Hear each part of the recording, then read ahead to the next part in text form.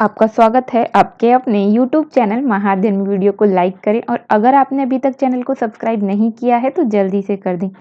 आज हम करने जा रहे हैं हमारी छठी की कक्षा की सामाजिक और राजनीतिक जीवन पुस्तक यानी कि SST यानी सोशल साइंस से वर्कशीट नंबर 15 और आज की तारीख है 16 नवंबर। तो चलो ठीक है, आगे बढ़ जाते हैं। ये हमारे अध्याय 5 से है, पंचायती राज हमारे पाठ का नाम है और इसी में आज हम कुछ खास बातें जानेंगे। अगर हम पिक्चर को देखें तो हम देख सकते हैं कि सामने 5 व्यक्ति बैठे हुए हैं, 1 2 3 4 और 5 और बिल्कुल उनके ठीक सामने काफी सारे लोग बैठे हुए हैं।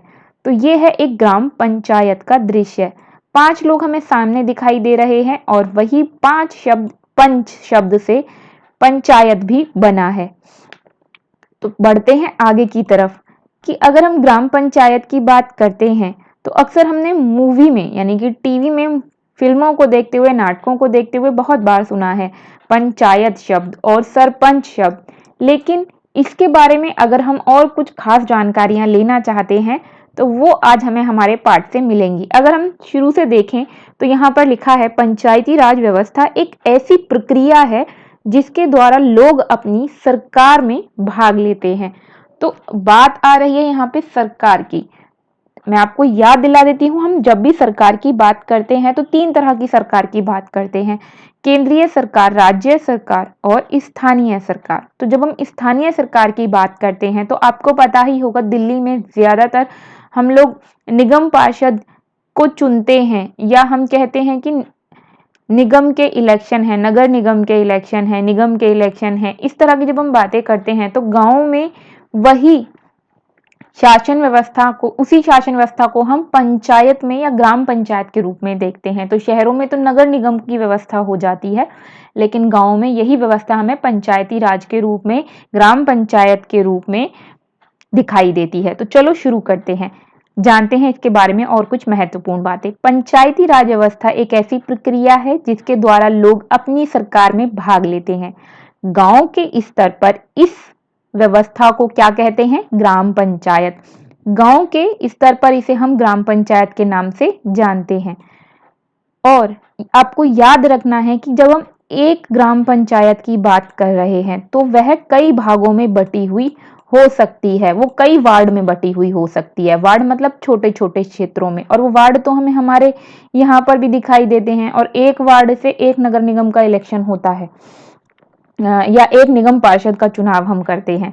तो वैसे ही वो भी छोटे छोटे क्षेत्रों में बटा हुआ होता है। एक ग्राम पंचायत कई छोटे छोटे क्षेत्रों में बटी होती है और हर छोटे क्षेत्र से एक प्रतिनिधि चुना जाता है और उसे वार्ड पंच कहा जाता है, क्योंकि वो एक क्षेत्र से चुना गया, छोटे हिस्से से चुना गया, तो उसे छोटे हिस्से का से एक वो प्रतिनिधि है पंच के रूप में। और ग्राम सभा जो है वो सारे लोगों से मिलकर बनती है, मतलब उस पूरे क्षेत्र में जितने भी लोग होंगे उस पंचायत के क्षेत्र में, उन सभी को ग्राम सभा का सदस्य कहा जाएगा और उन सब से मिलकर ग्राम सभा बनती है। और ये वो सभी लोग होते हैं जिनकी उम्र 18 वर्ष या उससे अधिक होती है।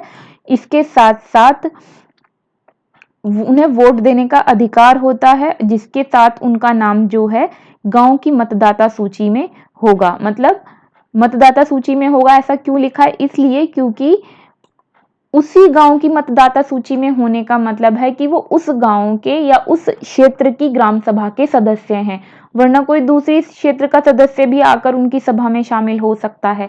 तो इसलिए सब अपने अपने क्षेत्र की सभा में शामिल हो सकें, इसलिए ये प्रावधान किया जाता है कि उस गांव की जो मतदाता सूची है उसमें उनका नाम हो, वो अपने गांव के इलेक्शन में मत देते हो या वोट में अपना मत देते हो या वोट देते हो इलेक्शन के टाइम पर। तो ग्राम सभा के सारे सदस्य मिलकर सरपंच का चुनाव करते हैं। मतलब ग्राम सभा के सारे लोग, जो सरपंच है, पंचों का भी जो हेड है उसका चुनाव करते हैं। सरपंच पंचायत का मुखिया होता है, जो मैंने आपको कहा सरपंच, जो पूरी पंचायत है। हमने कहा अलग अलग वार्ड से पंच चुना गया, वो तो सबने चुन लिया अपने अपनी जगह से, लेकिन सारे जने मिलकर जो एक व्यक्ति को चुनेंगे वो उन सब के ऊपर मुखिया होगा। इस तरह से अगर हम ये कहें कि वार्डों के पंच और सरपंच मिलकर बनाते हैं ग्राम पंचायत, और ये कितने सालों के लिए बनती है? 5 सालों के लिए बनती है। तो एक पंचायत में कौन कौन होता है? ग्राम पंचायत में वार्ड पंच होते हैं और सरपंच होता है। वार्ड पंच वार्ड से चुने जाते हैं और सरपंच सारे लोग मिलकर किसी एक व्यक्ति का पूरे क्षेत्र से एक व्यक्ति का चुनाव करते हैं, जिसे उनका हेड बनाया जाता है, सरपंच के नाम से जिसे हम जानते हैं।